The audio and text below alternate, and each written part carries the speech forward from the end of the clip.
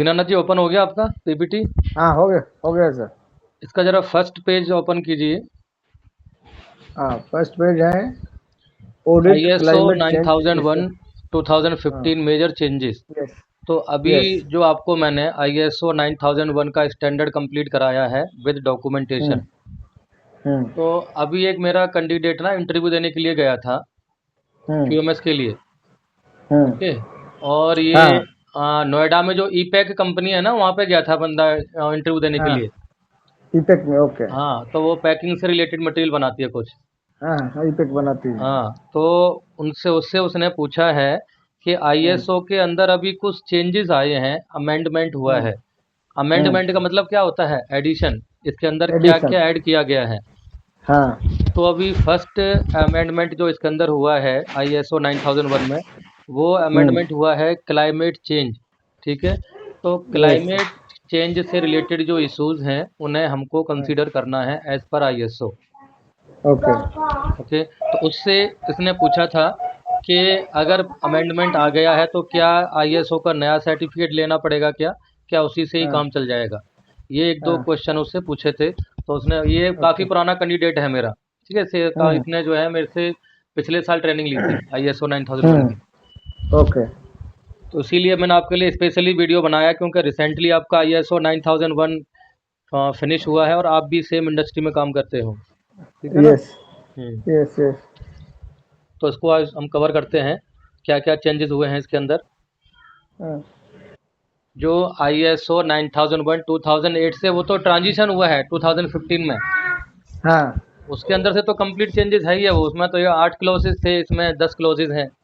10 okay. Closes हो गए। हाँ, रिस्क बेस्ड थिंकिंग और सेंसन इंटरप्रिटेशन, वो इसके हम्म, अंदर, वो IATF में ऐड हुआ, इसमें नहीं हुआ। सॉरी। हम्म, ऐसा ये हाई लेवल स्ट्रक्चर है। ये हाई लेवल स्ट्रक्चर का हम्म, मतलब ये है कि हम्म, ISO ये 9001 2015 का जो स्टैंडर्ड है, इसको हाँ, सभी स्टैंडर्ड के साथ में कॉम्पेटिबल कर दिया है। जैसे यस, हाँ, इसके अंदर 10 क्लोज है ना, तो सेम हाँ, क्लोज आपको ISO 14001 में मिलेंगे। सेम यस, क्लोज यस, आपको ISO 45001 में मिलेंगे। यस, ठीक है। तो हाँ, इसको कॉमन प्लेटफॉर्म पे लाना, यानी हाई लेवल स्ट्रक्चर कहते हैं, ताकि हाँ, कोई भी कंपनी इजीली इंटीग्रेटेड हाँ, मैनेजमेंट सिस्टम को इम्प्लीमेंट कर हाँ, सके ऑर्गेनाइजेशन में। यस, यस, यस, IMS है। यस। तो वो तो यस, चेंजेस आया है कि हम्म, 2008 से 2015 में कम्प्लीटली ट्रांजिशन हुआ है। ओके। यस, मगर उसके बाद में अभी इसमें पहला चेंजेस हुआ है 2015 के स्टैंडर्ड में, फरवरी हाँ, 2024 में। ठीक है। यस, तो उसमें यस, क्लाइमेट चेंज से रिलेटेड चेंजेस आया है अकॉर्डिंग टू ISO TC 176 और the yes, international accreditation forum IAF। Yes, तो हाँ, ISO के अंदर कोई भी चेंजेस अगर आता है, अमेंडमेंट होता है, तो IAF के थ्रू, और you can say hmm, TC 176। तो ओके, TC का मतलब है technical committee. Okay. Yes, technical committee 176 इसका एक कोड दे रखा है। ठीक है। हाँ, हाँ, एक मिनट होल्ड करना। ठीक है। तो अभी जो अभी हम कहाँ चल रहे थे? ऑडिटिंग ये क्लाइमेट चेंज, चेंज इशूज। आपका यस, ऑडिटिंग चेंज ये, और अभी क्लाइमेट चेंजेस से रिलेटेड जो रिक्वायरमेंट हैं, इनसे क्या क्या इश्यूज बनते हैं, ये हमें हाँ, कंसीडर करने पड़ेंगे ISO स्टैंडर्ड के अकॉर्डिंग। ठीक है। यस, तो ISO में जो भी अमेंडमेंट होता है IAF एंड TC 176 के थ्रू होता है। तो फर्स्ट यस, अमेंडमेंट 22 फरवरी 2024 में आया है ये। ओके। यस, यस, यस, तो हम ये पहले कवर करते हैं, what is climate change issues.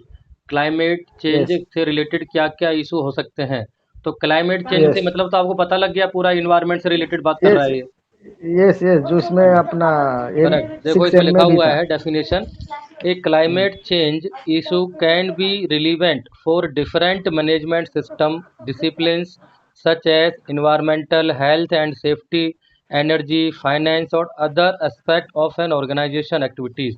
तो यस, क्लाइमेट चेंजेस का जो इशूज है, आपका इन्वायरमेंट से रिलेटेड, हेल्थ से रिलेटेड, सेफ्टी से related, energy, finance and other aspect से रिलेटेड भी हो सकता है।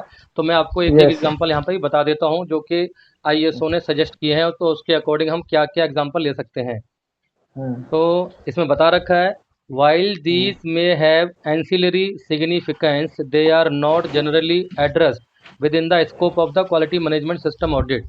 तो इससे पहले क्लाइमेट चेंज को कोई भी ऑर्गेनाइजेशन अपने स्कोप में ऐड नहीं करती थी, ना ही इससे रिलेटेड कोई अपॉर्चुनिटी थी, जो रिस्क था उसको भी हम यहाँ पे ऐड नहीं करते थे। ठीक है, हाँ, वो अलग बात है लेकिन कि सिक्स कस्टमर की स्पेसिफिक रिक्वायरमेंट के अकॉर्डिंग हम, अगर कस्टमर बोलता था तो हम करते थे, मगर स्टैंडर्ड में ऐसा कुछ स्पेशली बताया नहीं नहीं था। लिए थे, नहीं बताया था, हाँ लेकिन 6M में तो आया था ना, है। मदर वाला, जो मदर चेंज में था सिक्स नहीं, एम वो में। तो वो डिफरेंट थिंग है, ये आप ISO की हाँ, बात हो रही है, वो आप वहाँ पे घुस रहे हो, आप हाँ, उधर घुस रहे हो हाँ, फिशबोन में, उधर नहीं जाना। हाँ, ना ना, मैं बोल रहा हूँ वहाँ पर भी ये स्टेटमेंट मतलब था पहले से ना, क्लाइमेट चेंज का। हाँ, क्लाइमेट चेंज का उतना डीपली नहीं दे रखा है वहाँ पे, ISO के जो नहीं, हाँ, अभी जो हाँ, हाँ, स्टैंडर्ड था इससे हाँ, पहले उसमें हाँ, डीपली हाँ, नहीं था, पर ये अब थोड़ा इसमें डिटेल में डिस्क्राइब कर रखा है। यस, वहाँ इंफ्रास्ट्रक्चर से रिलेटेड बात हो रही थी 7th हाँ, क्लॉज में, तो वहाँ क्लाइमेट चेंज से रिलेटेड, और 4th क्लॉज में इंटरनल एक्सटर्नल इशूज़ की बात हो रही थी। तो वहाँ हम हम्म, इनको कस्टमर के स्पेसिफिक रिक्वायरमेंट के अकॉर्डिंग ऐड करते थे, मगर अब सभी को करना है। हम्म, तो एक एग्जांपल मैंने लिया है, जैसे 4th क्लॉज में इंटरनल एक्सटर्नल हम्म, इशूज़ की लिस्ट आपको मैंने समझाई थी। 4th क्लॉज हम्म, था ना, कॉन्टेक्स्ट ऑफ द ऑर्गेनाइजेशन। तो एक हाँ, एग्जांपल लेके मैं समझा देता हूँ यहाँ। एक्सटर्नल इशूज़ में according to hmm, climate change, इसमें लिखा हुआ है, hmm, ISO 9001 could be that climate change may lead to natural disasters which could disrupt the supply chain. Business may run the risk of delayed raw material supplies, which may impact the delivery of the product and service to the customer. तो yes, natural disaster तो कुछ भी हो सकता है, जैसे आपका yes, flood आ सकता है, अर्थक्वेक आ सकता हम्म, है। ठीक है, यस, यस, या नेचुरल डिजास्टर ये भी हो सकता है कि कहीं जो रिसोर्सेज हैं वो डिप्लीशन हो जाए, आपको जहाँ से रॉ यस, मटेरियल लेते हो वो डिप्लीशन हो जाए, वो सोर्स ही खत्म हो जाए। ठीक है, यस, यस, तो ऐसे केस में ये एक्सटर्नल इश्यूज हम इसको कंसीडर करेंगे। तो अब हम्म, इसने बताया है, जब आपको इश्यूज का पता लग गया तो हम्म, ऑर्गेनाइजेशन इसके लिए क्या करेगी, हम्म, एनालिसिस करके इसके प्रिवेंशन लेगी इसके लिए।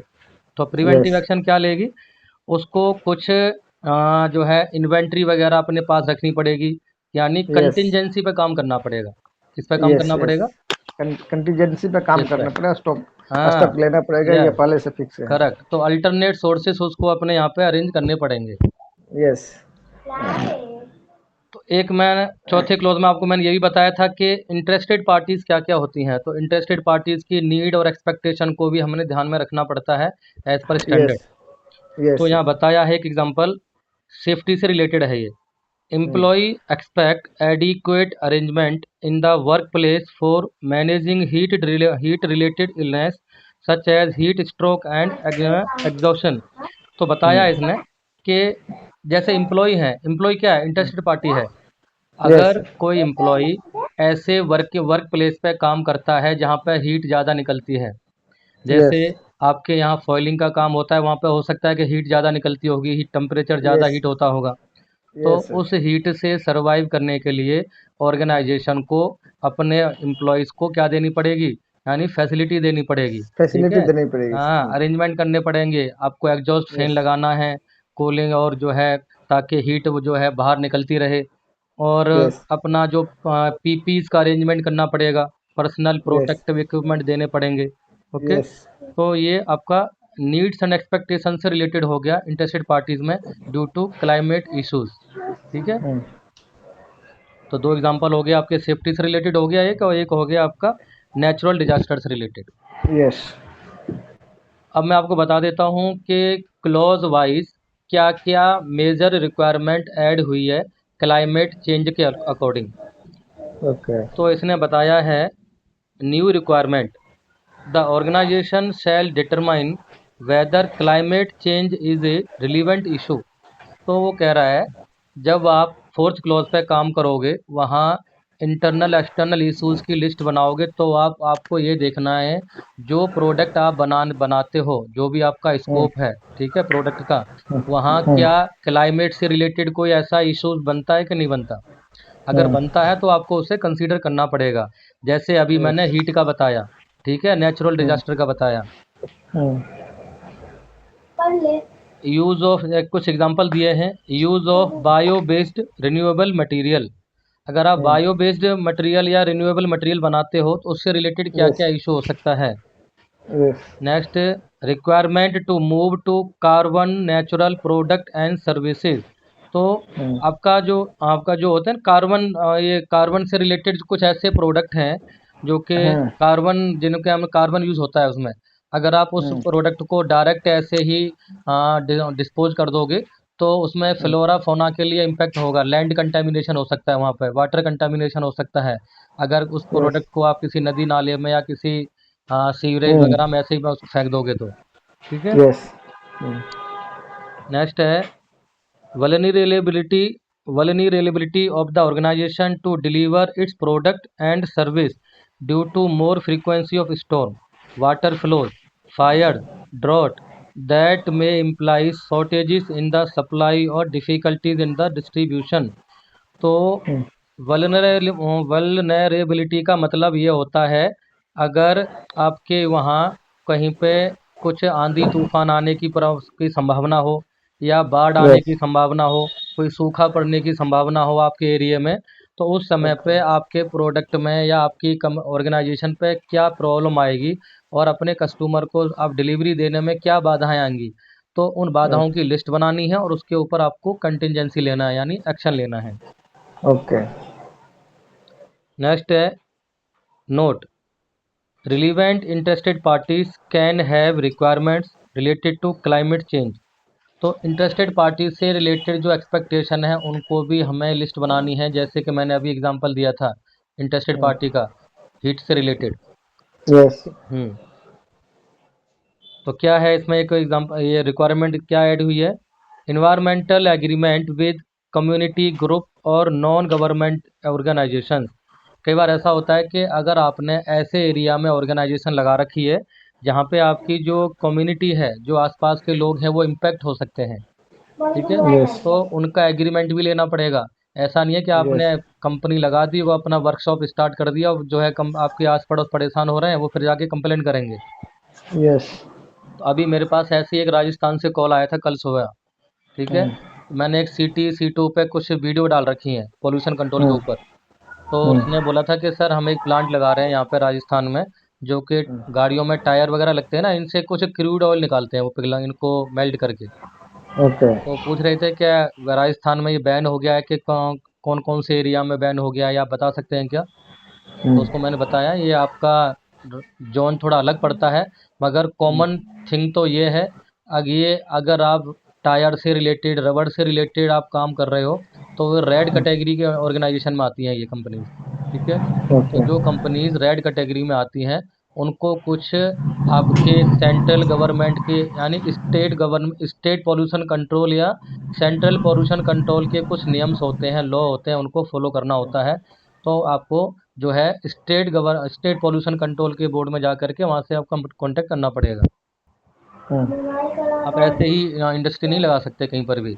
ऐसे ही मेरे पास ओके एक गुजरात से कॉल आया था कि सर हम जो है ना ऐसा प्लांट लगा रहे हैं जो कि वो होता है ना आपका ये मसाले पीसने वाली जो मशीनें होती हैं, हाँ हाँ हाँ हाँ मिर्च हल्दी वगैरह। हाँ तो हाँ उन्होंने बताया था गुजरात में हम प्लांट लगा रहे हैं, तो जो मेरे जहाँ पे मैं प्लांट लगा रहा हूँ वहाँ पे वो रेजिडेंशियल एरिया है। हम्म, तो क्या हम उसके लिए हमें क्या क्या लॉज फॉलो करने पड़ेंगे। तो रेजिडेंशियल एरिया में ऐसा प्लांट भी नहीं लगा सकते, क्योंकि हम्म, जब आप हल्दी वगैरह मिर्च वगैरह पीसोगे तो उससे एस्पेक्ट निकलेंगे। ठीक है, जो स्पेक्ट कि आपकी, निकलेंगे हाँ, ताकि आप वो उससे आपकी सेफ्टी को इम्पेक्ट करेंगे वो कम्युनिटी, यस यानी कम्युनिटी यस इम्पेक्ट होगी। तो कम्युनिटी इम्पेक्ट होगी तो क्या करेंगे वो लोग, कंप्लेंट करने जाएंगे। कंप्लेन करेंगे हम्म तो मेरे पास ऐसे बहुत रिक्वायरमेंट आती, वो आती थी इंक्वायरीज। तो हम्म ISO के पास कहीं ना कहीं से ये रिक्वायरमेंट जाती हैं। ओके। हम्म हम्म गवर्नमेंट ऑर्गेनाइजेशन के थ्रू या पोल्यूशन हम्म कंट्रोल बोर्ड के थ्रू, किसी ना किसी के थ्रू हम्म तो ये जाती हैं, तो इन सब पर ये रिसर्च करते हैं, उन पर फोकस हम्म करते हैं, फिर उनको ये हम्म मैंडेटरी रिक्वायरमेंट ऐसा नाम दे करके इसमें ऐड कर देते हम्म हैं स्टैंडर्ड में।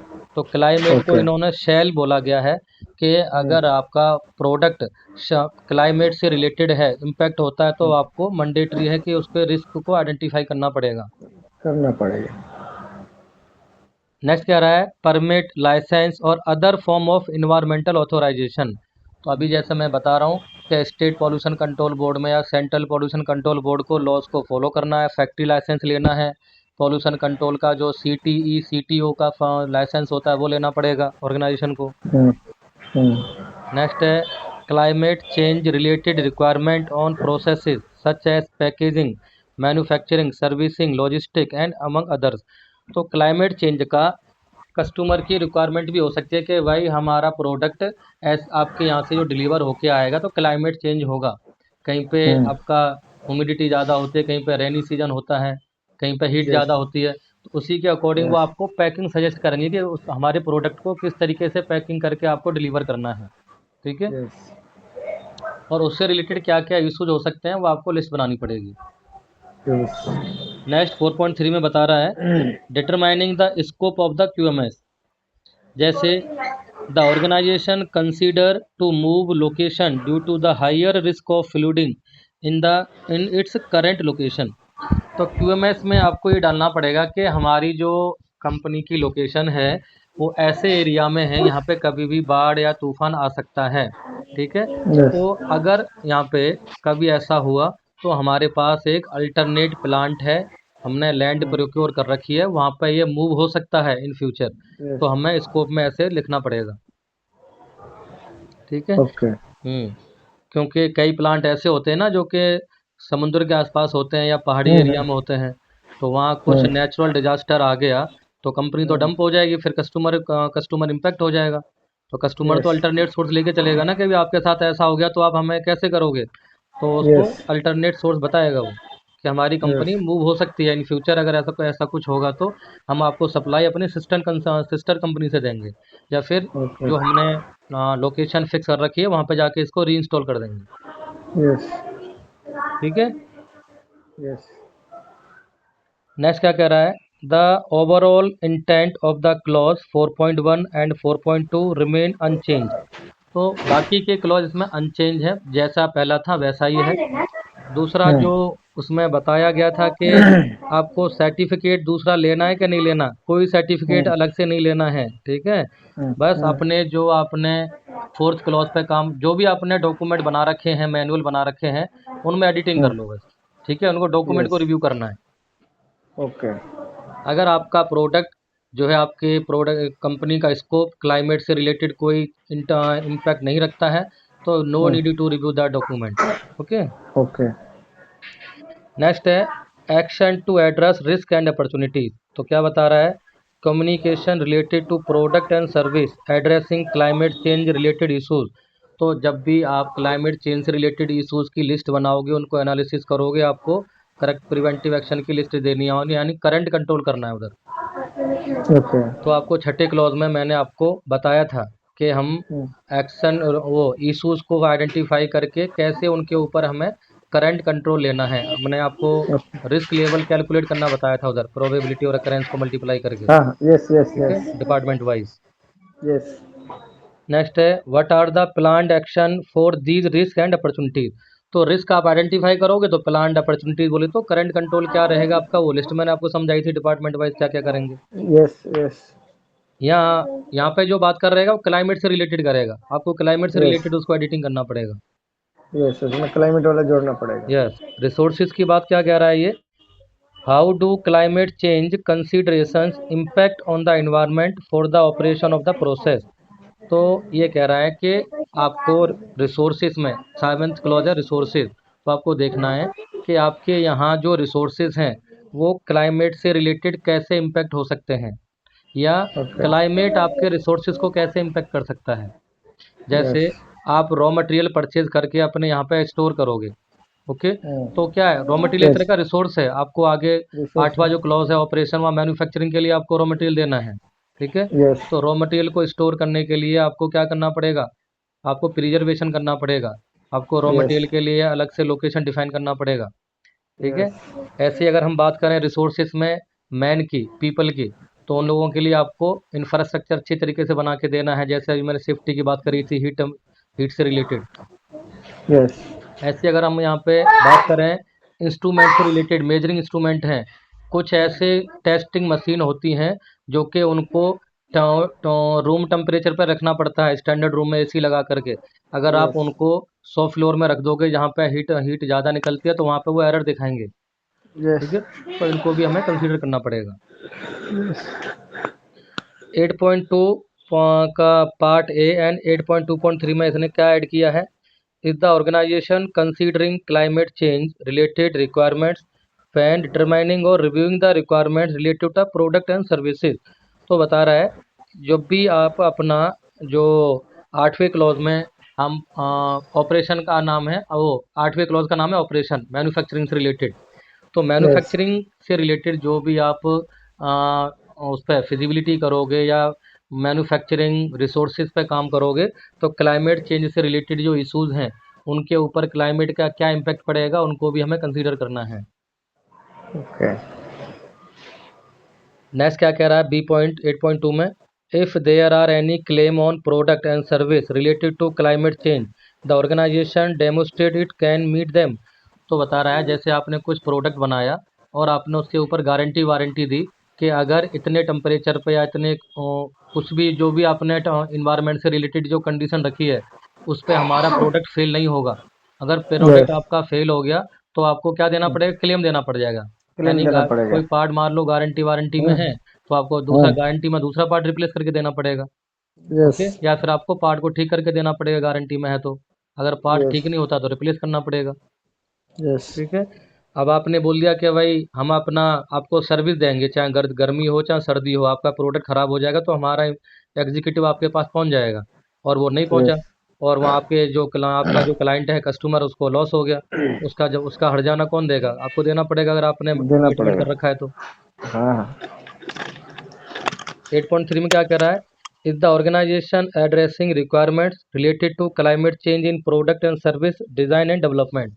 तो प्रोडक्ट डिजाइन डेवलपमेंट या प्रोसेस डिजाइन डेवलपमेंट दोनों केसेस में आपको क्लाइमेट चेंज से रिलेटेड इशूज को पहले से ही एड्रेस करना है और प्रिवेंटिव एक्शन लेने हैं।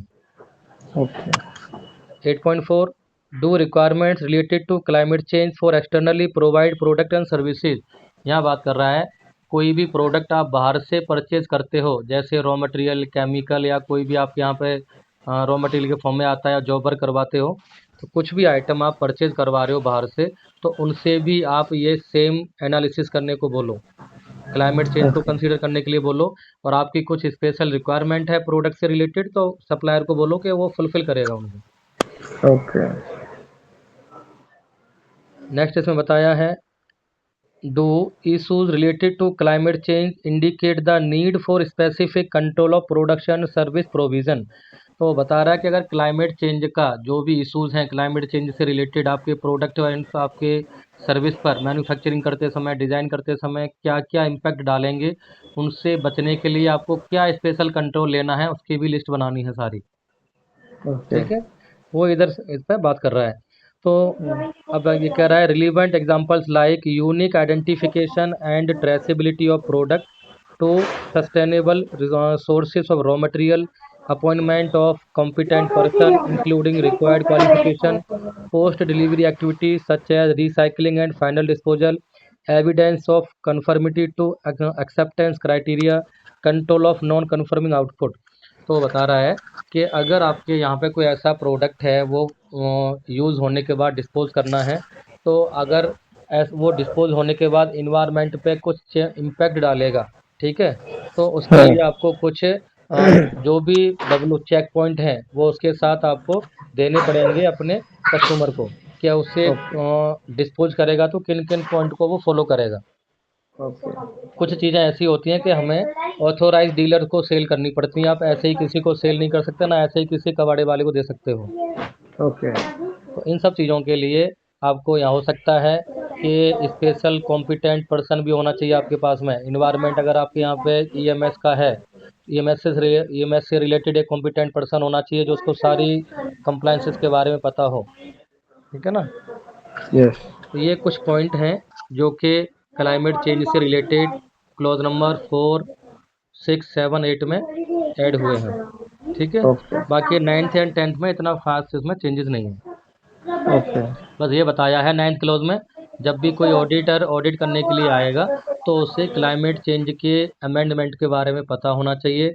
उस प्रोसेस जिस प्रोसेस की वो ऑडिट करने जा रहा है उसको खुद को पता होना चाहिए कि ये प्रोसेस क्लाइमेट से रिलेटेड इम्पैक्ट हो सकता है, तो वहाँ पर ये इसको स्किप नहीं करेगा, अपने ऑडिटिंग में इसको पूछेगा।